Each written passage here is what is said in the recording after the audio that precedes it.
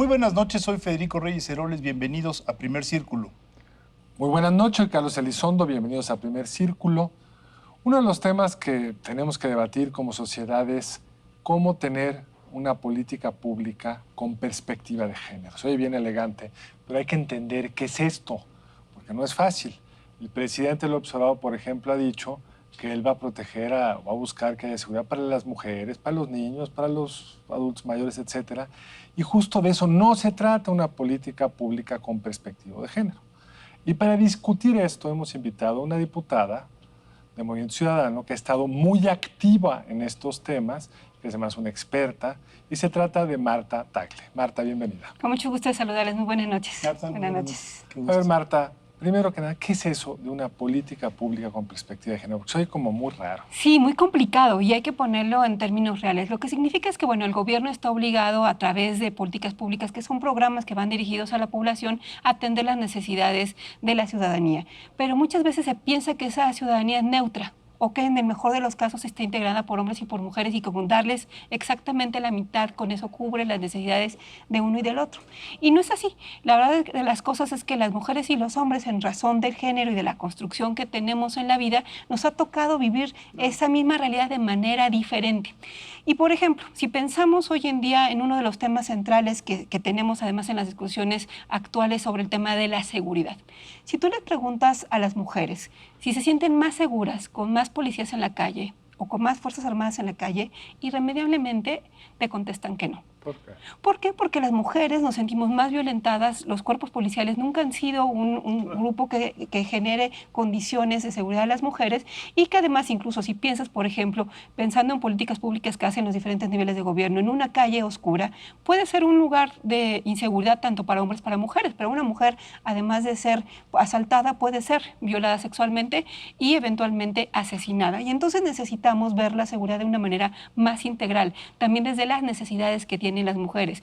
Y de eso se trata, poner en las políticas públicas una perspectiva de género, saber exactamente cuáles son las necesidades de las mujeres y cómo atenderlas, porque eso nos va a ayudar a atender un problema como la inseguridad de nuestro país de una manera más integral y no solamente desde la visión del uso de la fuerza, que es la que han empujado pues todos los presidentes hasta la fecha. Además, las mujeres en las mismas encuestas te dicen que no se sienten seguras en casa. Sí. Los hombres en general nos sentimos seguros en casa. Así es. Ya de entrada sabemos que una parte importante de la violencia que sufren las mujeres vienen de los hogares. Eso ya, más allá de luz en la calle, requiere otro tipo de política. Así y es. que parecen olvidarlo a las autoridades. Desde el 97, incluso en nuestro país, pareciera que siempre se ha pensado en eso, empezamos a hablar de la violencia familiar como un asunto público. Es decir, que aunque fuera una violencia que se vive al interior de las familias, también le corresponde al Estado generar políticas públicas para prevenir, atender y sancionar la violencia que también se vive al interior de las familias. Y que desafortunadamente, a pesar de que desde el 97 se han estado haciendo leyes, políticas públicas, presupuestos, esto en lugar de ir a la baja ha venido aumentando a la par que ha aumentado también la violencia o la inseguridad de las mujeres en la calle. Es un fenómeno en el cual la violencia en las familias no se ha controlado, sigue siendo el principal lugar de inseguridad para las mujeres siguen siendo asesinadas principalmente por personas cercanas a su círculo familiar, pero también cada vez más, particularmente a partir de 2007, con esta estrategia de seguridad de Felipe Calderón, estalló la violencia y también cada vez más hay más mujeres asesinadas fuera de su casa. Ahora, déjame dar un paso atrás en lo que decía Carlos. Las cifras son apabullantes, es decir, no es que haya también violencia en los hogares hacia las mujeres, es que la mayoría de las agresiones provienen de los hogares. Estás hablando de un 80%. Es una brutalidad. Y lo peor de todo es que después las mujeres pues no denuncian y hay buenas razones para no denunciar. Es decir, 90% de las mujeres que sufrieron algún tipo de agresión en casa, no denuncian, lo cual genera un vacío para poder dar los pasos consecutivos. Y esto lleva a la pregunta que hacía Carlos. Si no tenemos una política de género en los antiguos MPs, hoy investigadores, en las procuradurías, en las fiscalías, pues la mujer cuando llega a denunciar, lo que pasa es que le voltean el asunto y le dicen, y estaba usted alcoholizada, y tenía usted relaciones con este señor, y entonces termina siendo revictimizada. ¿Tu partido o tú en lo particular tienen alguna posición al respecto sobre las fiscalías, las procuradurías y esto?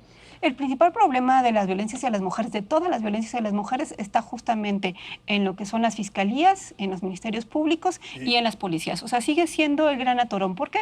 Porque efectivamente cuando se enfrentan a una situación en un ministerio público, primero que las atiendan. O sea, si no llegas golpeada con heridas que duren más de 15 días, no te levantan la denuncia. De Te regresan a tu casa, ¿verdad? te regresan a tu casa a sufrir y ponerte más en riesgo de Claro, tener violencia. claro. Y, por ejemplo, hemos visto casos de jóvenes que en el transporte público van y dicen, me están molestando, me están acosando, y los policías pues, son los primeros en revictimizarte, decirte, pues vienes con minifalda, como no te van a tratar de esa manera, y son los principales atorones. Además hay una visión también muy reducida. Pon ministerios públicos mujeres. Que Tampoco lo es la resuelven idea. automático, porque la mujer puede tener incorporado el mismo conjunto de valores, de Sí. prejuicios, es la palabra exacta. Y incluso en las fiscalías especializadas, aquí en la Ciudad de México de manera particular, también desde el 97 se empezó a trabajar en fiscalías especializadas para violencia sexual contra las mujeres. Es una de las políticas más avanzadas. Y sin embargo, con el paso de los años se fue desestructurando. ¿Por qué? Porque incluso en estas fiscalías especializadas, por ejemplo, debe haber refrigeradores para recuperar las pruebas de una posible violación. Bueno, pues tú te topabas, porque tuvimos en algún momento de la historia recorridos en estos ministerios públicos donde te topabas que los tenían llenos de comida, ¿no? Entonces, no era un lugar propicio realmente para preservar las pruebas, y ni se diga del el cuidado que se les debe dar de manera psicológica, jurídica, para que sepan también los derechos y cómo tienen que denunciar. Muchas veces las mujeres, incluso violadas, se retiran sin poner formalmente una denuncia de estos espacios, y entonces encontramos que hay una serie de medidas de política pública que no entiende la violencia que están viviendo las mujeres, y que desafortunadamente lo que hemos visto estos últimos días con las propias declaraciones del fiscal general es que siguen sin entender dónde está el tema de la violencia hacia las mujeres.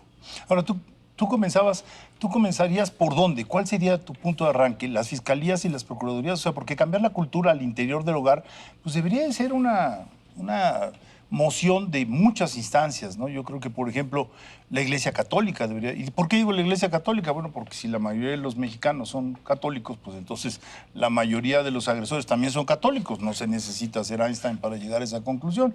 Pero, por ejemplo, también las empresas. Hay ahora circulando un 3 de 3, que a mí me parece muy atractivo, que lo que le pide a los servidores públicos y a los candidatos es que demuestren que no tienen una deuda de pensión alimenticia, que no son agresores sexuales y que no han incidido en algún tipo de acoso. Me parece muy bien, porque es así como un filtro, ¿no? Es decir, bueno, pero lo mismo deberían de hacer las empresas. Tenemos que, de alguna manera, ventilar y poner sobre la mesa este asunto, ¿no? ¿Por qué? ¿Cómo lo ves tú? Sí, yo creo que hay que hacer dos cosas. Por una parte, medidas de tipo emergente para entender la urgencia en la que estamos viviendo las mujeres, y eso nos lleva a pensar incluso en temas de nuestros días como el coronavirus. Hoy en día todo el mundo estamos alarmados con que tenemos el posible coronavirus. Tenemos muy claro todos los días de cuántos casos están detectados y que eventualmente se pueden convertir en muertes, ¿no? Tenemos más asesinatos de mujeres diariamente y no tenemos el mismo nivel de atención. Y además, una vez que sale la emergencia, todo el mundo sabe exactamente qué medidas de prevención tomar. Te lavas las manos, usas gel, ¿no? Medidas de higiene. En el caso de la violencia hacia las mujeres, tú le preguntas en los lugares donde se ha decretado alerta por violencia de género y nadie sabe que es un municipio donde hay alerta por violencia de género, ni mucho menos qué hacer. Entonces, me parece que el gobierno, entre otras cosas, debería de tomar con una suma emergencia este tema de la violencia hacia las mujeres y poner medidas en las que todos participemos, incluida la iniciativa privada. Porque, por ejemplo, a principios del año pasado, algunas instituciones, algunas empresas en la Ciudad de México habían ofrecido que si te iban persiguiendo en la calle, pudieras entrar a sus empresas para que te sintieras seguro. Pensemos en qué mecanismo podemos generar también con la iniciativa privada, pues para generar seguridad en las mujeres. Ahora, se sabe bastante bien qué hay que hacer. Es decir, la OSD, por citar un caso, tiene muy claro cuáles son el tipo de acciones que requiere una sociedad para dar una perspectiva de género, es decir, soluciones que sean favorables para ayudar la inequidad fundamental que tenemos entre hombres y mujeres. Un ejemplo muy rápido. ¿Por qué Suecia tiene una alta participación de mujeres en la fuerza laboral y Alemania una relativamente baja? Pues porque en Suecia han invertido muchos recursos en todo aquello que hace posible que la mujer trabaje. El más evidente son las estancias infantiles, las guarderías, la salud fácil y accesible, los días en los que puedes estar después del embarazo cuidando a tu bebé, muchas cosas. Una sociedad donde las mujeres participan más en la fuerza de trabajo, tienen más autonomía, tienen más posibilidad, entre otras cosas, de salirse de un hogar donde están siendo atacadas, amenazadas, lo que sea. Y también gastan mucho dinero en prevención. Sabemos que los hogares donde podría haber un acto violento contra las mujeres dan muchas señales previas. Entonces, bueno, pues hay cómo tenemos capacidades estatales que encuentren eso, les proporcionen refugio, lo que sea. Y lo triste es que este gobierno de izquierda, que uno tendería a asociar la izquierda con políticas favorables a la mujer, parece ser totalmente neutral respecto a las mujeres, es decir, no tiene ni la preocupación. Y algunas políticas con perspectiva de género heredadas de los sexenios anteriores, como las estancias infantiles, están siendo desmontadas. Está borrada. Así es. Los refugios están castigados presupuestalmente. Progresa, prospera, se le daba el dinero a la mujer y con ello había un cierto rebalance en la casa porque era la que recibía el dinero. A las niñas les daban más dinero por ir a la escuela a partir de secundaria que a los niños. Todo eso se desmanteló. Se oye muy parejo. Lo malo es que el piso no está parejo. Entonces lo que necesitas son políticas que emparejen. Pero ¿cuáles serían las que ustedes propondrían o tú en lo personal crees que habría que hacer? Pues yo creo que además lo que hace falta, y ese es nuestro reclamo con el gobierno actual, es que se aplique la ley. Formalmente todas estas medidas ya se encuentran en 2 leyes básicamente. En la Ley General de Igualdad de las Mujeres entre mujeres y hombres y la Ley General de Acceso de las Mujeres a una Vida Libre de Violencia. Que si bien los gobiernos anteriores, o sea, hay que reconocer que venimos de un gobierno, pues primero uno que desató la violencia criminal y otro que fue muy simulador e incluso pues es corrupto en muchos aspectos, tenemos un gobierno que tendría todo para hacer posible esas leyes. En las leyes de igualdad de acceso a las mujeres a una vida libre de violencia están justamente las claves de lo que se tendría que hacer. Entre otras cosas, por supuesto, necesitamos revisar el asunto de los cuidados, porque hoy en día las mujeres hemos sin duda avanzado. Creo que nadie puede dejar de reconocer que ya estamos en todos los espacios de la vida política, económica y social del país, pero a costa de tener un montón de cargas en las espaldas y que eso se tiene que resolver desde la política pública. Pero están y no están. México tiene los niveles de participación de la mujer en la fuerza económicamente activa más bajas de América Latina. Sí, porque además no hay ningún tipo de incentivo realmente para que lo hagas de manera remunerada con un espacio digno de trabajo, Y sino porque que no tienes guarderías, y Así porque es. te asaltan en el transporte. Lo que a veces me preocupa, déjame criticar a los legisladores, que creen que todo se resuelve con una ley. Y las leyes, pues, son muchas veces letra muerta. Ustedes están discutiendo ahorita la reforma constitucional, el artículo 4, que les va a dar a todo el mundo derechos sociales.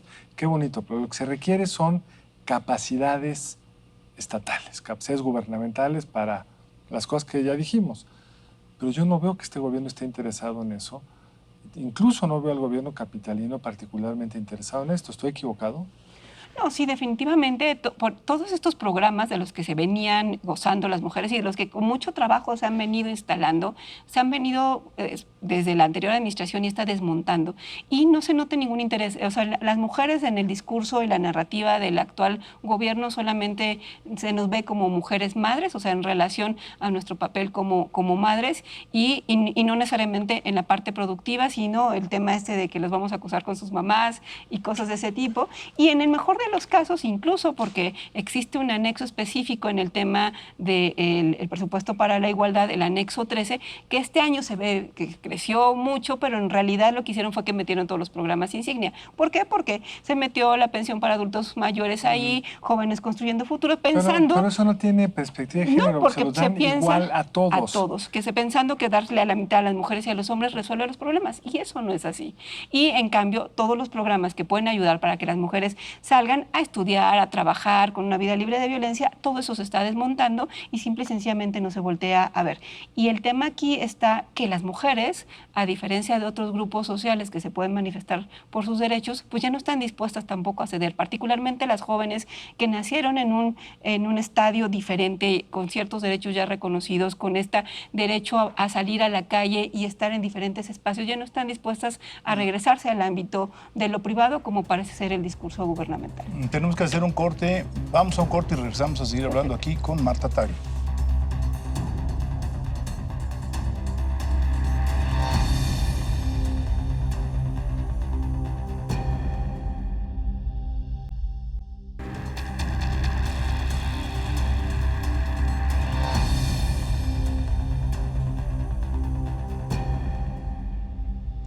Estamos aquí en Primer Círculo hablando con la diputada Marta Tagle y estábamos discutiendo cuáles han sido algunas de las políticas públicas que podrían prometer más y que han dado mejores resultados en otros países. Habría que pensar que nuestro país está ahorita incendiado desde la Universidad Nacional Autónoma de México, el IPN, varias universidades de las entidades federativas. En general hay un movimiento y el próximo domingo es Día Internacional de la Mujer y el lunes habrá un paro nacional y tenemos que llegar con propuestas el día 10, 11, 12 y de ahí en adelante concretas de cómo podemos ayudar. Y yo ahorita le preguntaría también a Carlos, ¿es cuestión de centavos? ¿Hay que invertirle más centavos al asunto?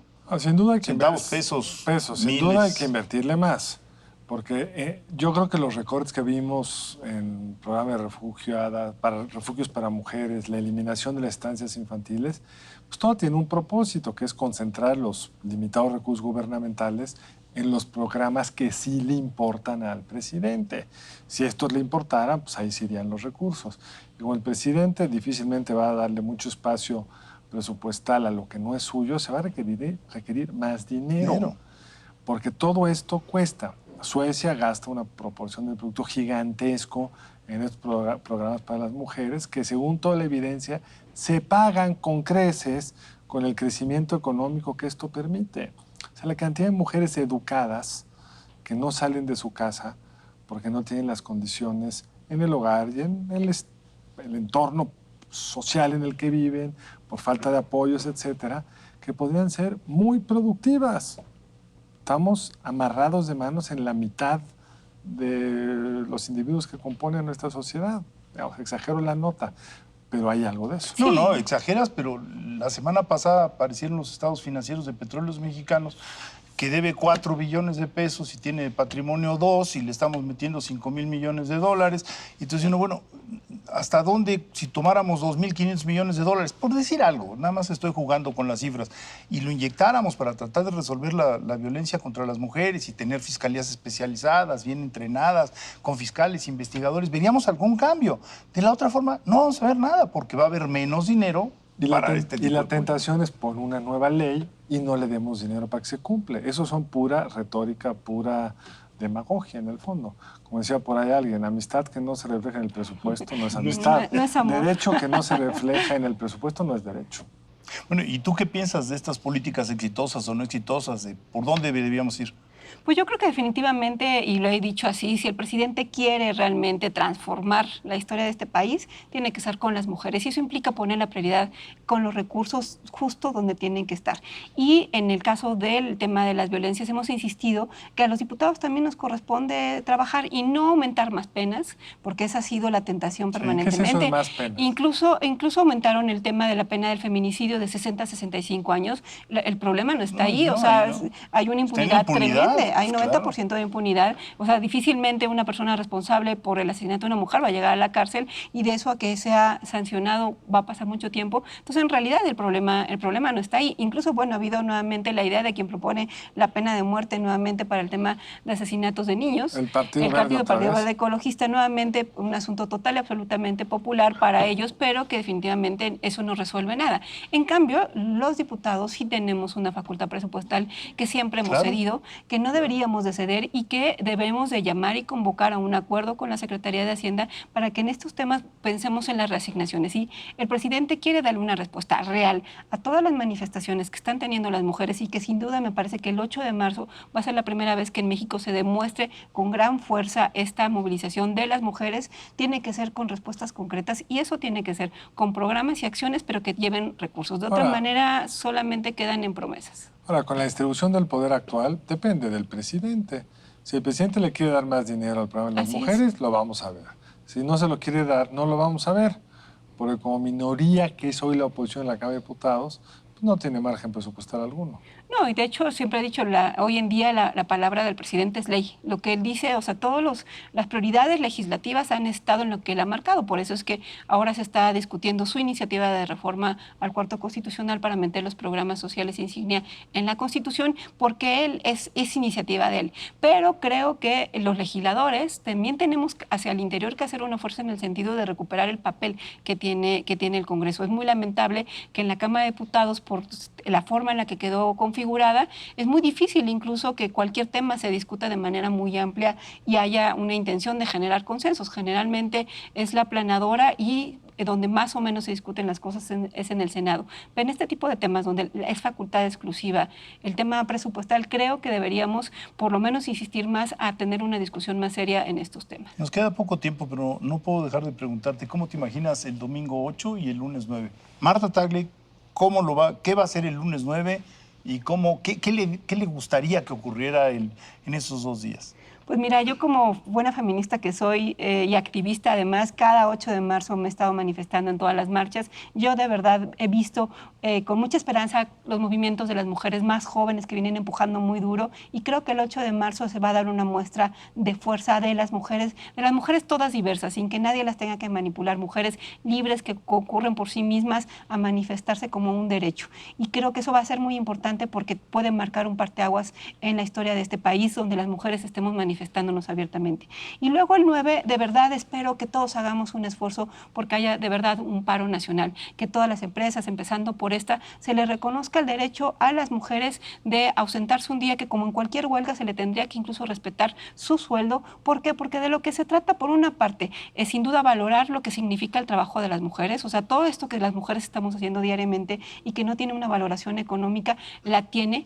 Y más eso, lo que tiene una valoración económica, que se vea qué peso tienen también. que se vea, o sea, la intención es que se vea realmente lo que significa un día sin el trabajo de las mujeres, pero también, y con el ánimo del tema de la violencia, lo que significa que nos estén matando las mujeres, qué significa no solamente un día sin nosotras, qué puede significar una vida sin las mujeres porque las estamos matando, y es demostrar realmente las calles solas, las empresas solas, todos los lugares sin la presencia de las mujeres. Ojalá logremos que eso suceda, que los hombres además esos días asuman sus roles completos del cuidado de familias, hijos, su trabajo, y que también empiecen a valorar lo que significa los aportes que hacemos las mujeres cada día.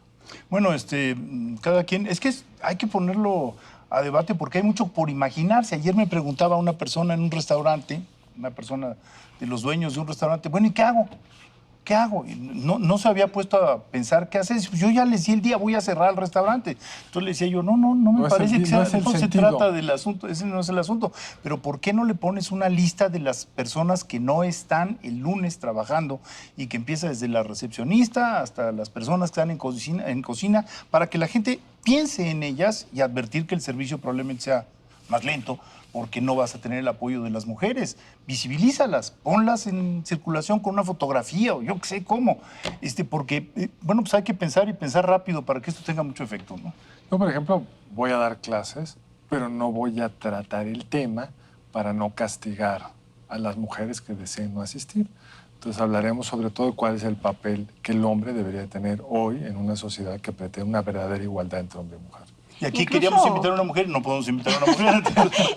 Vamos a dejar vacío el lugar. Bueno, que se quede vacío el lugar. Incluso un maestro generó una polémica porque dijo que sí iba a poner las inasistencias porque él quería que quedara evidencia justamente ¿Quién hizo esto? de las un maestro en las redes sociales, en el sentido de decir, quiero que quede evidencia para la historia de que este día todas las mujeres en la universidad dejaron de asistir. O sea, que no nada más simple y sencillamente dejemos de pasar lista ese día, claro, sino que quede evidencia de que las mujeres se tuvieron que ausentar para darnos una muestra a los hombres de lo que significa un día sin mujeres.